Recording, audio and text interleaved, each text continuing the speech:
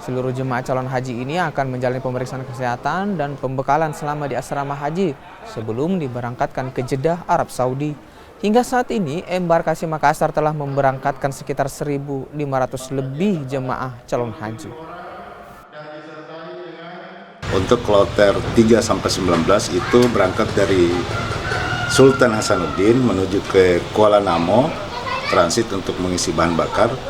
Selanjutnya terbang ke Bandara Jeddah King Abdul Aziz. Sudah ada berapa kloter Pak yang gelombang kedua ini yang diberangkatkan? Sudah 2 dan hari ini masuk kloter 5 dan alhamdulillah untuk kloter 3 dan 4 itu sudah tiba tadi. Ini kloter 5 ini dari wilayah mana saja Kak, dan berapa jumlahnya? Ini kloter 5 dari Makassar ya.